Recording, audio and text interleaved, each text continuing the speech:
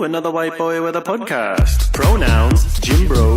Another white boy with a podcast. You want to see the video? It went viral.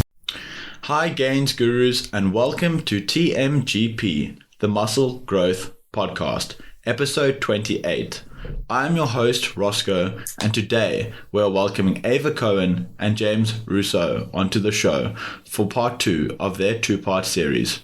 Ava and James are key members of Team Biolayne, contributing their expertise to the Muscle Growth Podcast, where they explore various aspects of fitness, nutrition, and muscle development, with a special focus on the most important macronutrient for building muscle, protein. Ava is a highly accomplished bodybuilder and fitness professional, celebrated for her inspiring journey in health and wellness.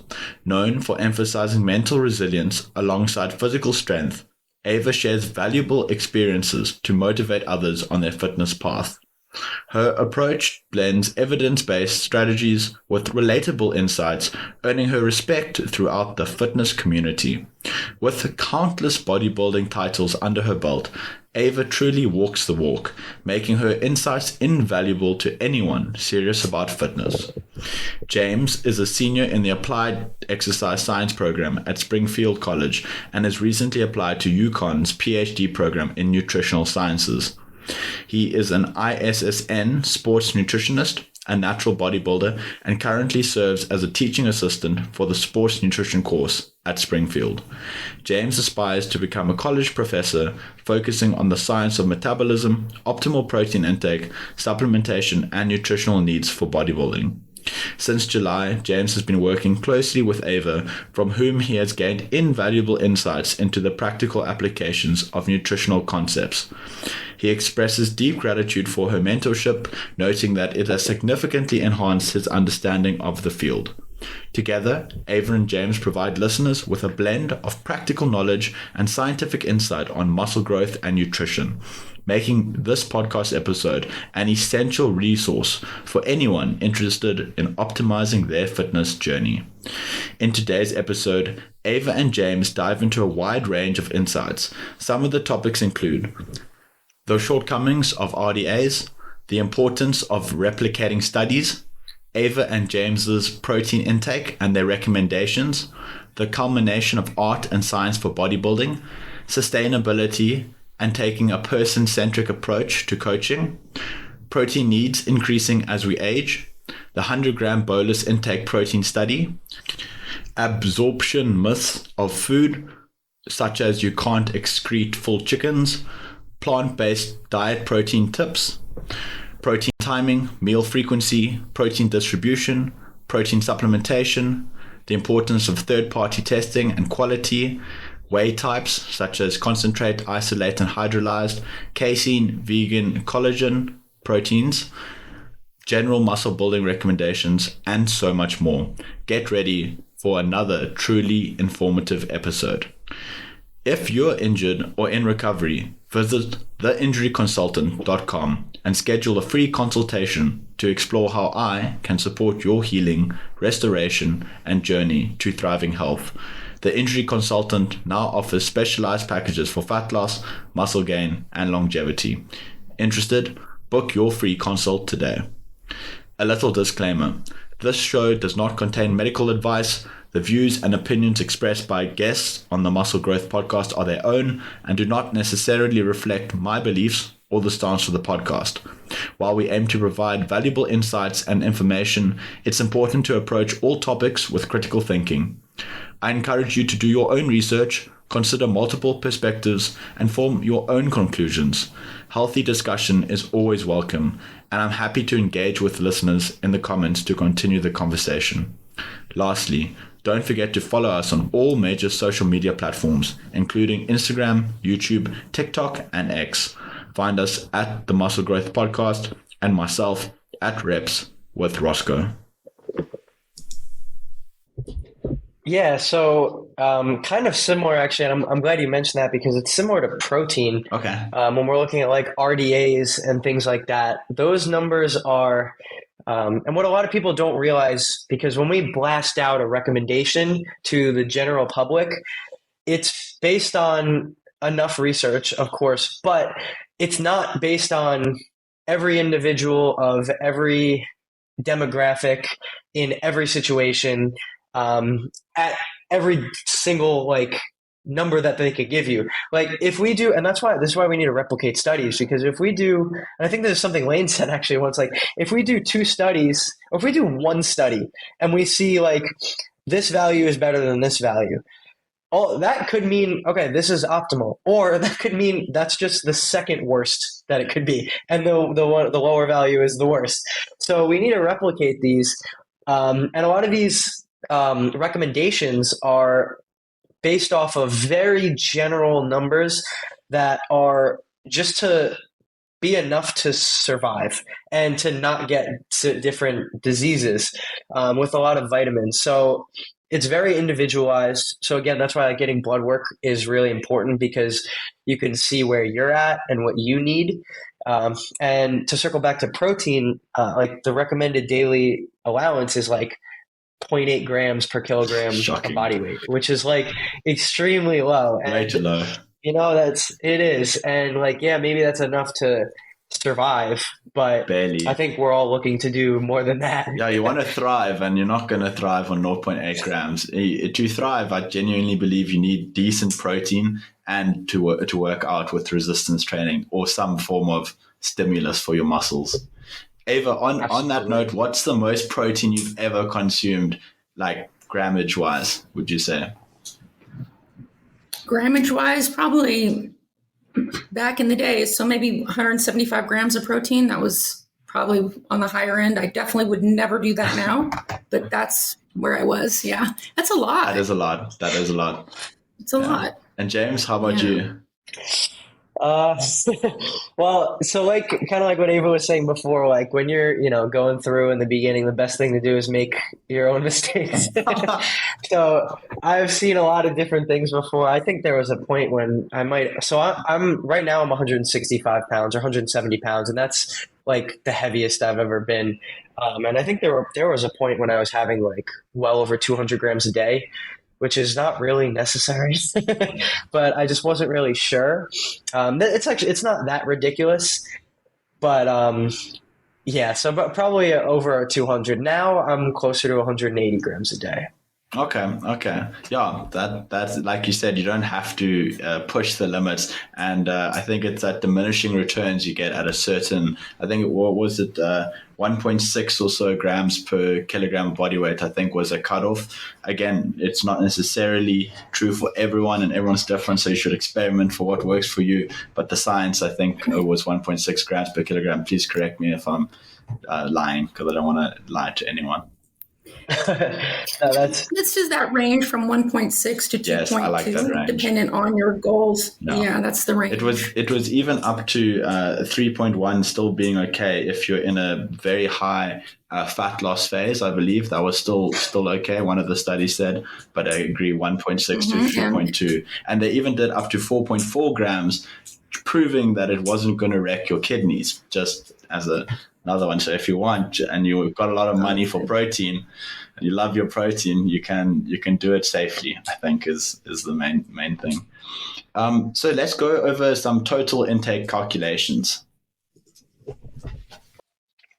Okay, so yeah, just sticking in that range, I think 1.6 to 2.2 is a good general range, which is, again, very situational. And I know, like before, like I was saying, like, oh, I was over 200, but 180 isn't that far off from that, and that's more than 2.2 grams per kilogram, and that's because something, again, that what Ava is pretty good at implementing is when we want to blend the art of coaching and the practicality of science. What she noticed with my diet is I tend to eat more protein. I just like, that's kind of just, I mean, just because, like, obviously I love talking about that kind of stuff, but I tend to just habitually eat more protein. And I think that comes from over the last couple of years, like going through a couple preps, especially when things get low. Like 180 grams is very easy to hit now, but hitting that goal when calories are much lower is a lot more difficult. So I tend to kind of build my meals around a protein source, which is a good rule to follow for anybody. But since I will typically eat on the higher end of protein, Ava kind of adjusted my macros so that my protein is typically a little bit higher, and kind of taper everything a little bit down so that I'm still hitting my total daily calories. Because that's going to be the main driver of when we're looking at weight gain and weight loss. Obviously, like, we want to optimize our ratios. But if everything else is higher, say she puts me at 160 grams, and everything else is higher, and I'm hitting all my goals, but I'm tending to go over on protein, I'm going to be over my caloric goal every day. So what she did for me was kind of adjust the rest of it so that I can be a little bit over. And as you mentioned, the studies show I know I don't have any pre-existing kidney diseases, so I will be fine consuming a lot of protein. And there's a lot of recent studies with very high protein diets. Like, I know Jose Antonio from the ISSN, he's done a lot of looking into like extremely high protein diets for athletes and for all different types of demographics. And it seems to improve body composition pretty well, because protein's a very satiating nutrient. So if you're eating a lot of protein, you're probably not going to be as hungry. It also has a higher thermic effect, which is a very small component of our total daily energy expenditure. But it's still, when we're consistently consuming a lot of it, that's going to end up playing a pretty decent role, especially when we're up to 3.5, 4 grams per kilogram. And it's going to be a driver of energy expenditure. And we've seen now from these studies that like higher protein is pretty beneficial overall for almost everyone. I would say everybody, in pretty much all cases. Of course, if there's people who do have like pre-existing kidney conditions, then that's a different story. Obviously, like, we're not doctors, but if we're looking at optimizing the physique, a high protein diet is going to be better. And there's limitations to that, and there's a top end that's not really known. It's kind of like it's a curve that the higher you get, the difference just gets smaller and smaller. So once you get to a certain point, the differences are going to be extremely small, which is why obviously we don't need 7 billion grams of protein a day. And that also plays into the amount of calories that we're taking in too, because it still contains energy that we have to account for. But yeah, just going off of to wrap up all the calculations, higher protein intake is going to be definitely beneficial for everybody, whether you're a bodybuilder, a powerlifter, an older adult, somebody who's sedentary, which start exercising, please, or athletes, or anybody. Absolutely. And in terms of the significance, I know you mentioned earlier when you did your beautiful introduction to protein, some of the significance. Are there any other factors you'd like to touch on in terms of the significance? You mentioned the body composition, the satiating aspect, and how it's important for so many different things. Is there anything else from the significant standpoint? And then also, I noticed you love talking about protein, and it sounds like you love eating it too. So what a combination. Yeah. Yeah, I definitely do. Yeah, I mean, it's just, there's so many benefits to a high protein diet.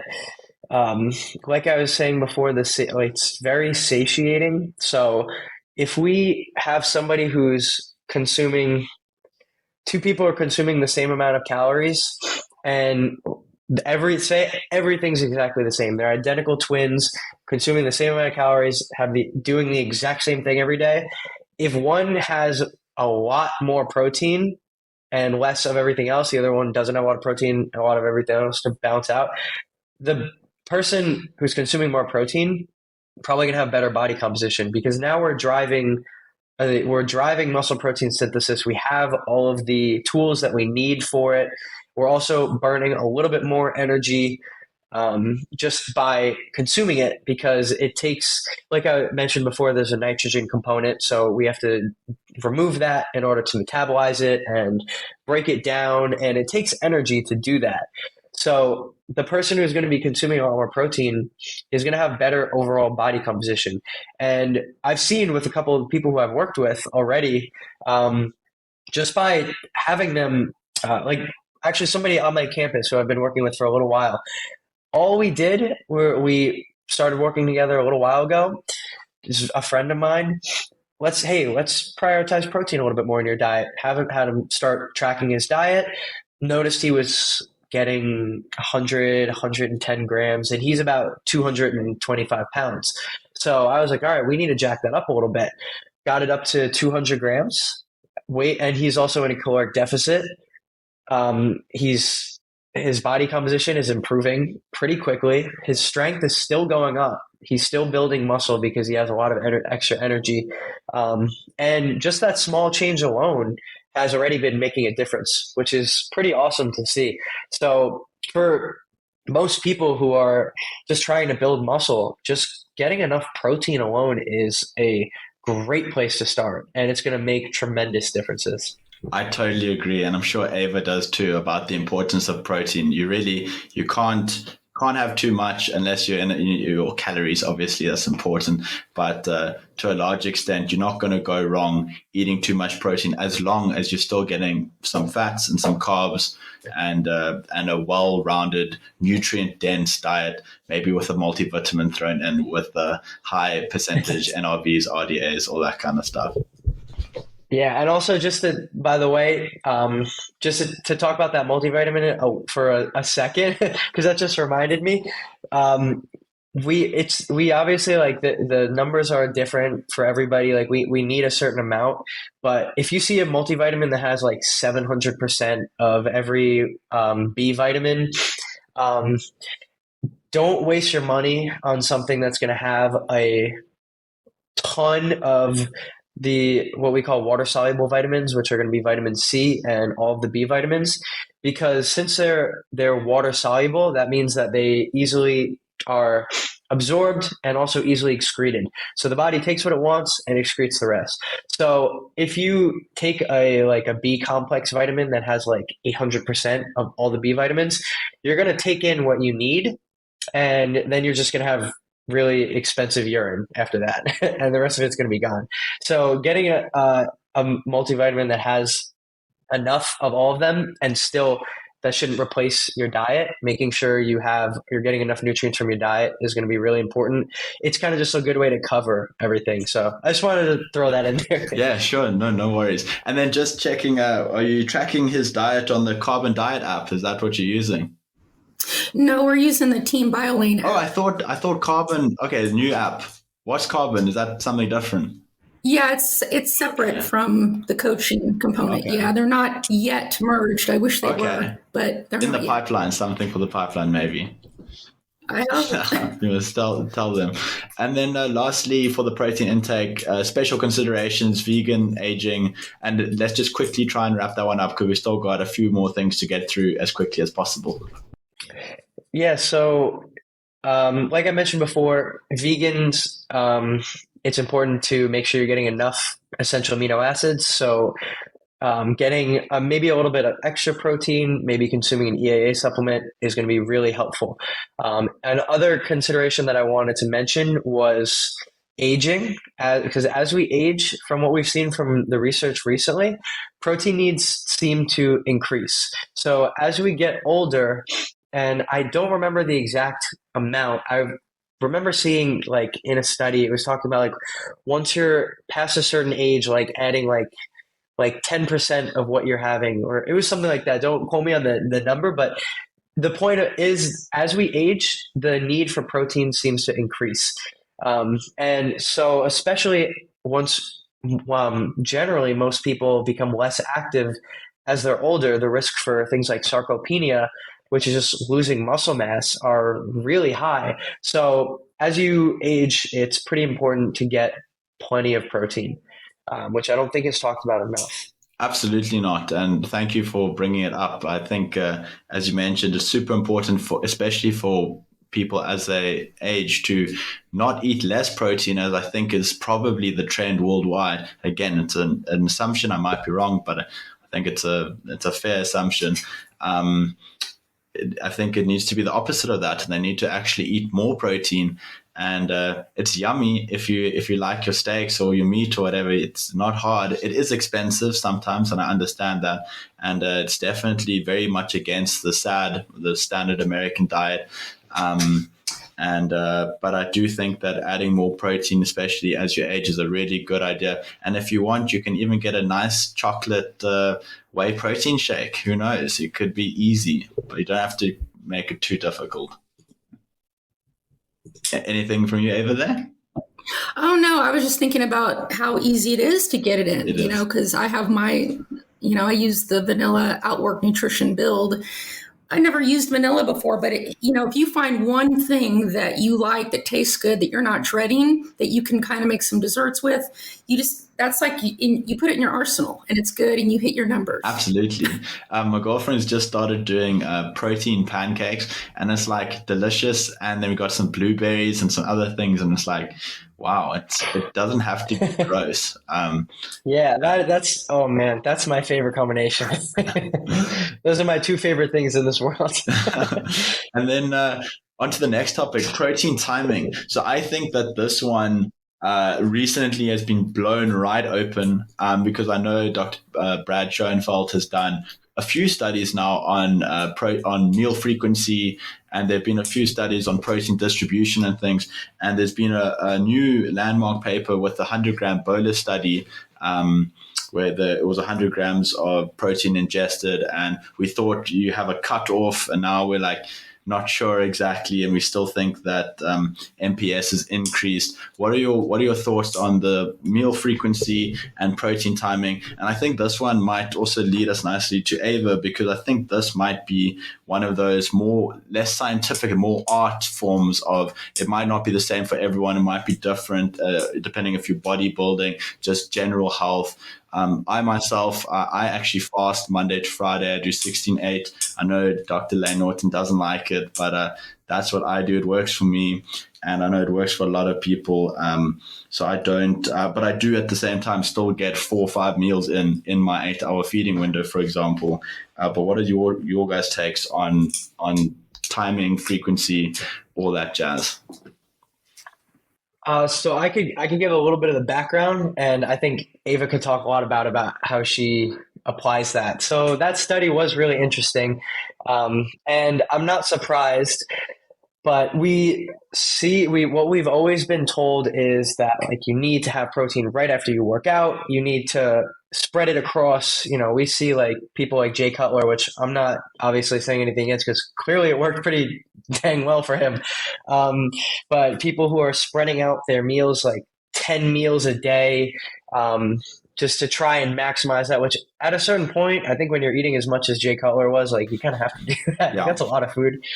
But what we see from the research is that as long as we're getting in enough protein in our day, we should still be able to stimulate muscle protein synthesis at a pretty good, like pretty decent level. It can be a little bit more optimized if we're spreading it a certain way, but going back to just what I was talking about before about like the amino acid pool and making sure we have sufficient amino acids.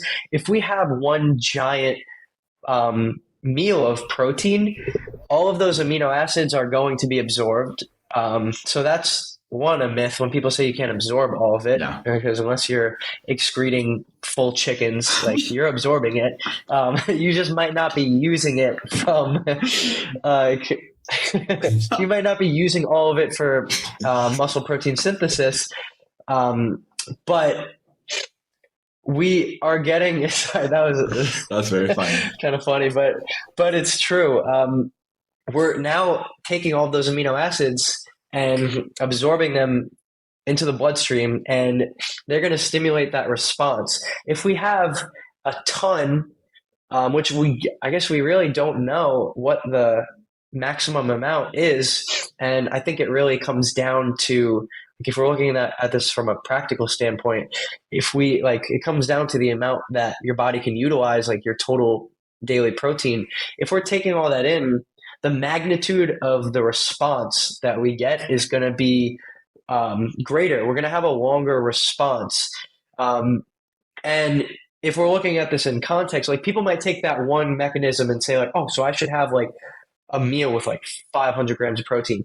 But if we're looking at this practically and we're looking at your total amount, that stimulus should drive us towards sustaining that positive nitrogen balance for enough time to where we're building muscle, we're anabolic until our next meal, if that's the next day or whatever it is. And of course, it's not going to be forever, but whether you're spreading it out like 2 meals a day, just 1 meal a day, 4 or 5, the amount, if we look at the actual amount that we're taking in and we standardize that, it should be like standardize it according to the total daily amount.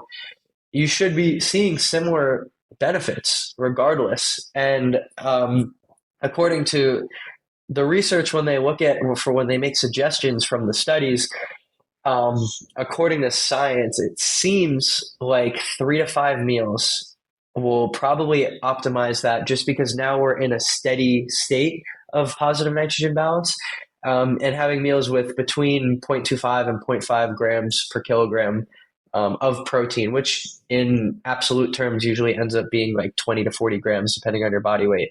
It's kind of spreading that out, but mainly hitting your total daily amount.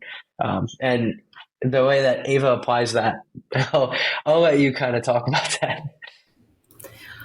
Well, it's just, everyone gets so caught up in the semantics and the point that, like it's hard to take what the suggested amount is and appropriately figure out what that means to you. So it can be confusing, it can be convoluted, and I think coming back a little bit to look at your total protein you need to eat.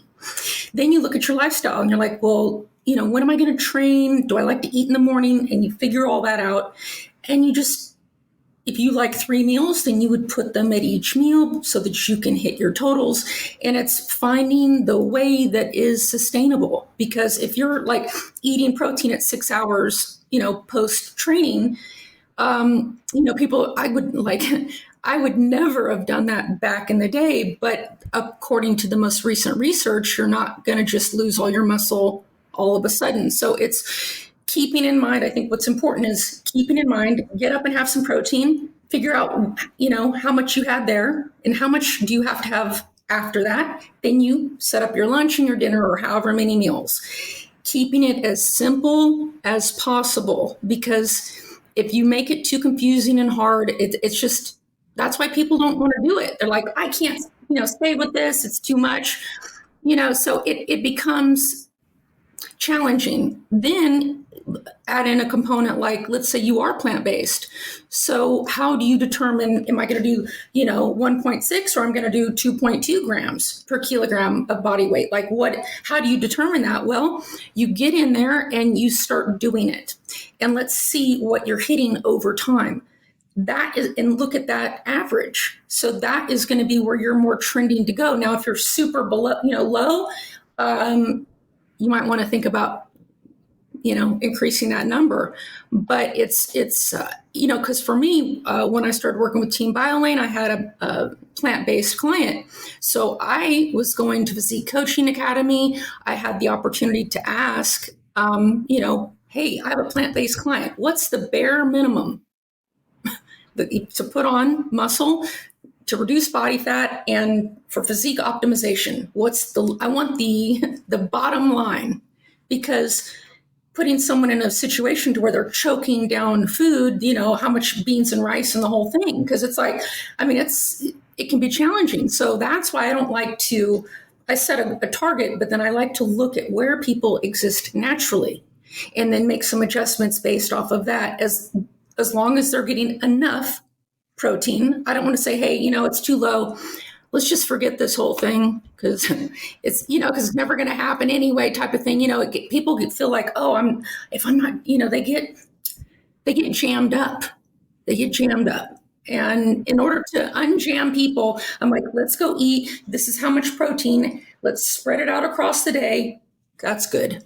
Absolutely. And you make some fantastic points about keeping it simple, the importance of that. I think that in our community of the science-based community or evidence-based, whatever, I think a lot of people get lost in keeping it simple because it is difficult to keep it simple if we were to take every single paper. There's so many papers that actually say completely different things. So you couldn't actually do that anyway. But that's just the way science is, and it's continually growing, improving, sometimes going backwards, sometimes going forwards, hopefully majority forwards.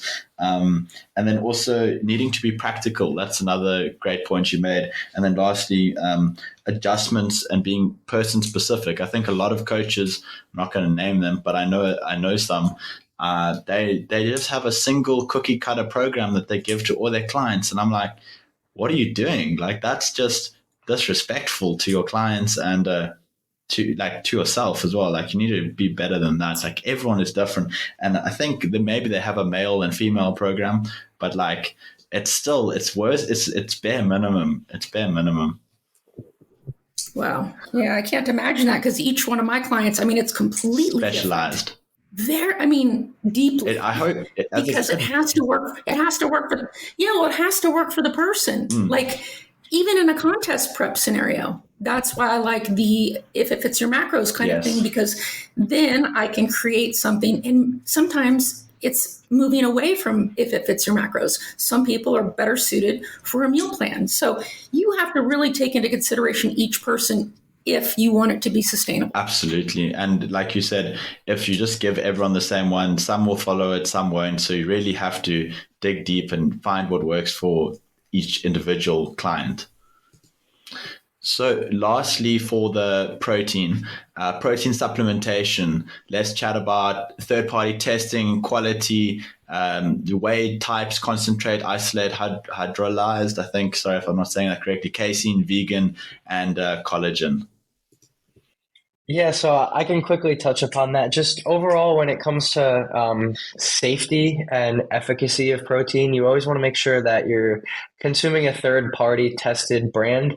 And that's not something that people don't usually think about that.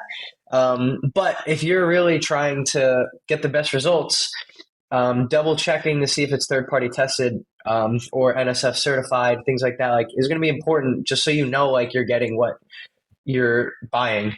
Because a lot of, like, more so with things like pre-workout, like, a lot of supplement companies will say, like, oh, like, proprietary blend, and it'll be like, it'll have like citrulline and arginine and caffeine and all of this huge list of things, and it'll say like 10 grams of like this concoction, but like 9.5 of those grams are just like, I don't know, like some kind of powder, just like a filling, just to like, if you have, like, a general rule of thumb also, like, if you have a pre-workout that has like a really huge scoop, like the serving is like massive, there's probably a lot of other stuff that's not like what you're actually getting, because they're trying to add stuff, like when it comes to flavoring, all kinds of stuff like that.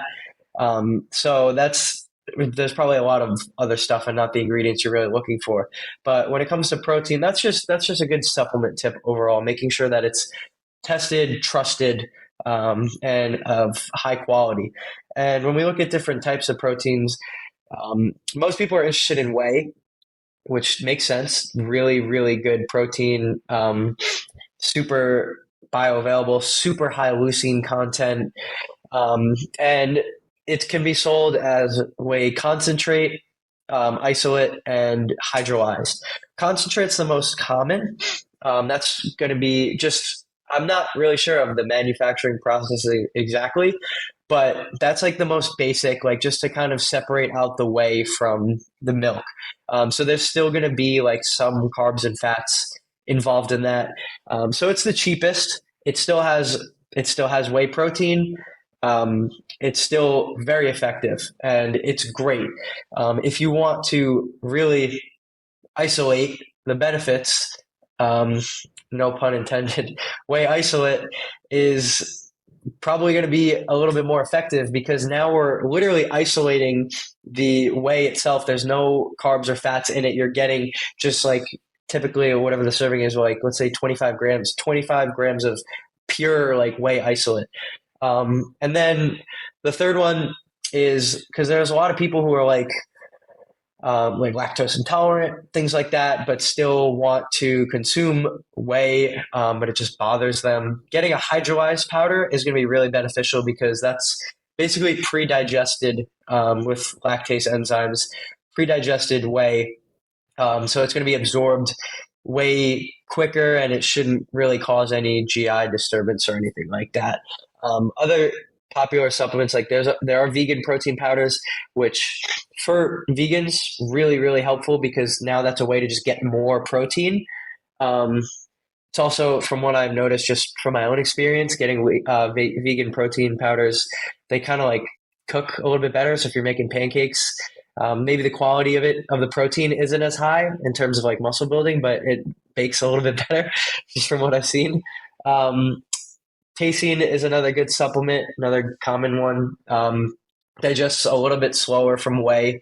One thing I forgot to highlight when it comes to whey is that it's absorbed very quick. So that's why people like to have that after a workout. Not that it's necessarily needed, but it could be pretty beneficial. Casein is a little bit more slow. So that's going to be in things like yogurt, cottage cheese, things like that. And it's kind of recommended to have that a little bit closer to like either bed or a time that you're going to be fasting for a while because it's a little bit more slow releasing into the bloodstream. And then one that's a little bit of a hot topic right now is collagen. And it's pretty interesting. If we're talking about muscle building, it's terrible. Would not get collagen.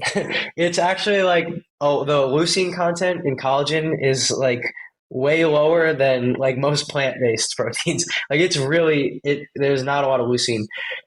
If we're looking at things like hair, skin, nails, connective tissue growth, could be actually very beneficial. And that's because, like we said, like every amino acid has its own functions. Leucine when we're talking about muscle growth, but if we're looking at connective tissue, so like your bones, your joints, things like that, glycine is going to be a prominent amino acid in that, and proline, I believe, as well, which collagen has a very high concentration of. So for maybe a lot of athletes, collagen supplements or foods that are high in glycine could be pretty helpful just for like impact and for like quick cuts. Like obviously like injury rates are high just in any sport compared to like a sedentary person. So a collagen supplement could be beneficial in those cases. For muscle building though, and I just want to stress that again, garbage. Don't get it if you're trying to build muscle. So on that collagen, there's type 1 and type 2, is that correct? And then only one of them is actually useful and the other one's even more garbage, even for other things. Is that correct? Or is that also? I believe so. I'm not really sure too much about the science with collagen just because like, muscle growth is like the things that I look at. So honestly, like I wasn't really paying attention to it as much as I should, but yeah. No worries. I just wanted to quickly touch on the casein. So, and the whey. So what I do before gym is I take whey to get some protein in before training, and then before bed I take casein, like you mentioned, just before sleep, 20 minutes before sleep, I take my casein, and that sustains me nicely for my fast throughout the day. So like your tip there on the casein. And then lastly, general muscle building recommendations. Ava, maybe this one's for you or for James, both of you. What are your general recommendations? I know we could do a whole nother episode on just general recommendations, but you've got as much time as you want, but just go for it. Yeah. So all of the science is super fun, and it's great to look into like the nitty gritty of everything. And for those top competitors, it's really important to look at that kind of stuff because we want to see like how do we get to the next level.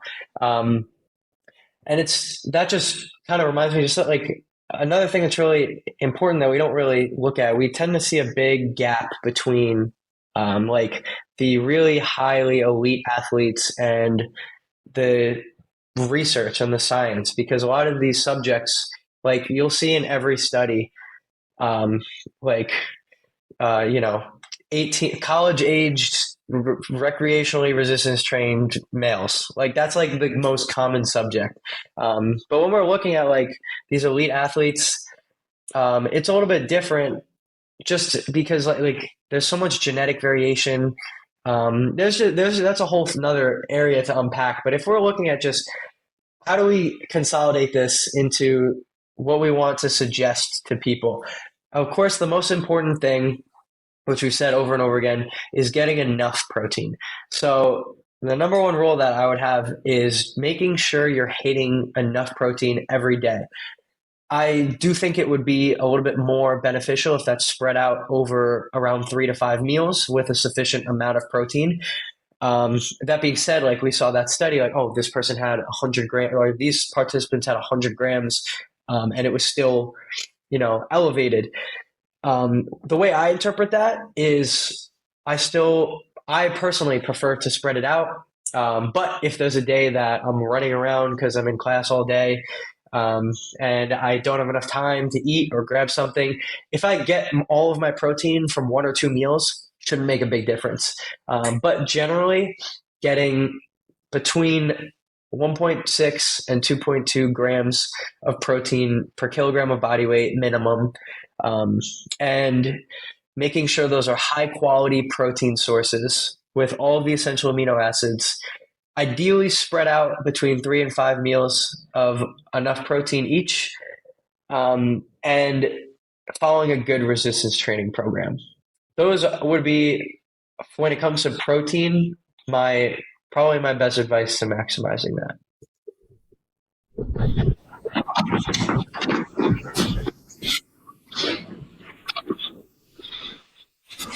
Some fantastic advice, and I'm sure Ava's got something to it. Yeah, I program for lean body mass. So even, that's just sort of the guidelines because it's a little bit more specific. When working with clients, I'm able to bring in as much information about them as possible before determining those macro targets. So between 2.2 to sometimes up to 3.3 grams per kilogram of lean body mass. So dependent on the goal, the age range, and preference, that is that range that I work within. And I make that final decision after a few weeks of working with someone, tracking what they do every day, finding an average, and making it that sustainable number. Unless they're, under by so much, but if they're starting with me, they're already going to be in a good position. It's what do they do once I give them the target? Are they going to hit it or are they not? So it's about compliance and many other factors, and that's bringing in that piece of the art of coaching, is finding that place where someone can live, and then the preference of the other macronutrients, getting that in order, and then overcoming obstacles, getting to an end result, and kind of crossing a finish line, so to speak, to achieve your goal. So it's taking the time to determine maintenance, but it's to determine where they live. I can't even stress it enough because, when James and I started working together, and we haven't fully stepped into that, but we do like case studies, and I bring in different, clients to say, all right, what would you do with this, this, and this? So that was the question that he had, was about, all right, well, the same question you had. I said, here's the thing is you have to see how people respond to what you prescribe to them. You can tell them whatever you want, but if they're not hitting it, you better figure out either a way to guide them, get them a great supplement, or work on the other things in their life that are apparently obstacles, right? So working on all those pieces so that they can be compliant, so they are adherent, and so that they can get to that end goal. So to circle back to the question, the 2.2 up to 3.2, 3.3, because some people, not only do they want to put on more muscle, of course, reduce body fat, but are, in the midlife, a little bit more mature, have a preference for protein, then they're going to be higher. So, yeah. Absolutely. And you guys make fantastic points. And thank you so much for all your contributions today. I really appreciate it. I'm sure the listeners are going to have an absolute blast listening to the both of you. And you guys, like I said, you've been extraordinary, and this has been a super value-packed episode. So thank you so much for your time. And then lastly, for the sake of continuity, I know we have just kind of done a big sum up, but just for the sake of continuity, so what I can advice start or with that one. parting words I would say that do you have for really us lean into who are it. looking to embark Give on it their own everything you have, of because muscle like growth, someone like me, health, and I got fitness? into it, and for like people come into fitness and nutrition from all different angles, but once that clicks for you, it's so enlightening, and you have to just be obsessed with it. Obviously there's a balance, but don't be afraid to try things, research, look into it, ask people, and just going off of asking people and trying to find opportunities. I have just always been so obsessed with this stuff and ambitious that I decided to, reach out to like somebody like Ava at Team Biolayne, where it's like, what, I'm just another senior in college. Like, why would that work out? But how am I going to know unless I take that chance? So I would just say, don't be afraid to take chances, whether it's with training, with trying something, with nutrition, anything fitness related. Don't be afraid to try, research, look into it, ask people. And there's so many different ways to learn. Education never stops. So listening to podcasts, great podcasts like this, where you can just get so much awesome information. Little plug there. And just like, so more so with like the specifics with the protein and things like that, like don't overcomplicate it. Like we love to look into the deep details behind all of this and why things work the way they do.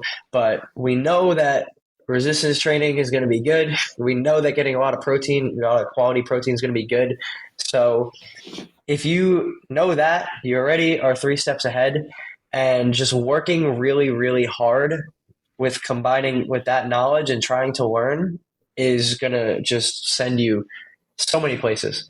So that would be my best advice.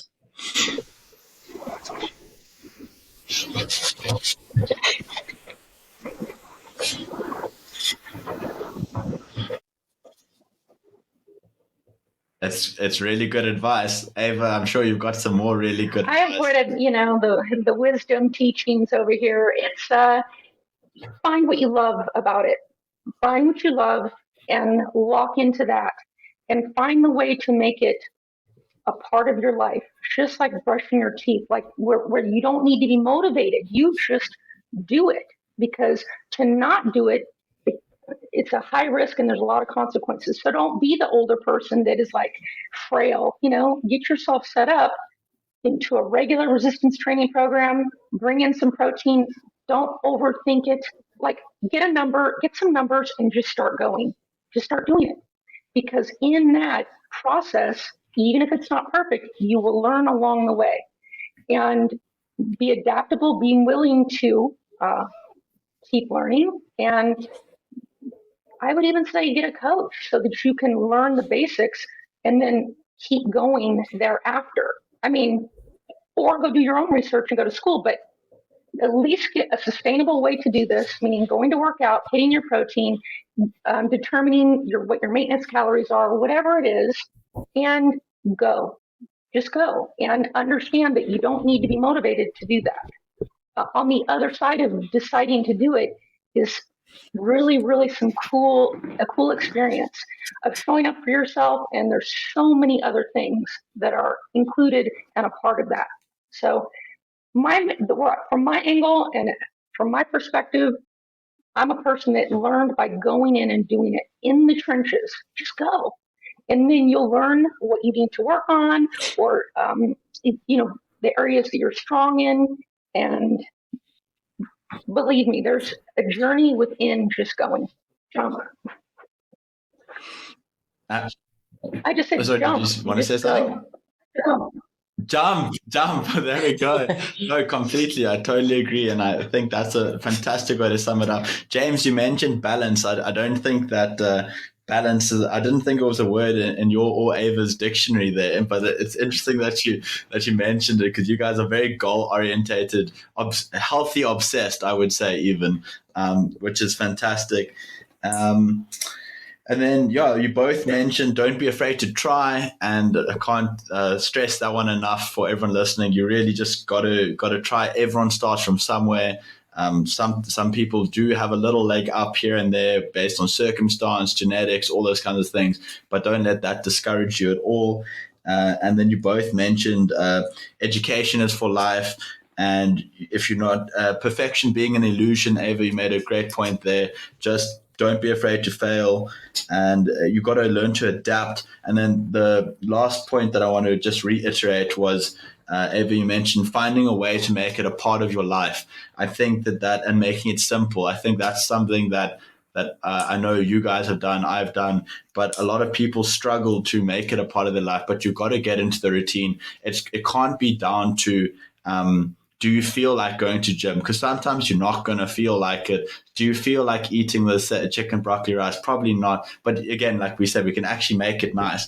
But just as an example, if that's on your meal plan, you got to eat it. It's not down to discipline's important, but most of all, making it sustainable, as you guys both mentioned, and finding a way to fit your goals into your life is a fantastic philosophy. So once again, thank you to both of you. And any final words, absolute final, but other than that, we've had a fantastic episode. So I thank you both so much. And thank you so much. And I have an absolute great time digesting all this information and digesting all that protein to come. Well, thank you for having us. I appreciate it. It was fun. My pleasure, guys. Thank you so much. And thank you for tuning in to the Muscle Growth Podcast. If you found value in today's episode, we'd really appreciate it if you could leave us a 5-star rating and a quick review. It helps us grow and reach more people just like you. Don't forget to follow us on all major social media platforms, including Instagram, YouTube, TikTok, and X. Find us at the Muscle Growth Podcast and at Reps with Roscoe. For more insights, exclusive content, and full episodes, visit themusclegrowthpodcast.com. Your support truly makes a difference, so please like, share, comment, and follow. We're grateful for every bit of it. Until next time, keep pushing your limits and staying focused on getting bigger, stronger, and better.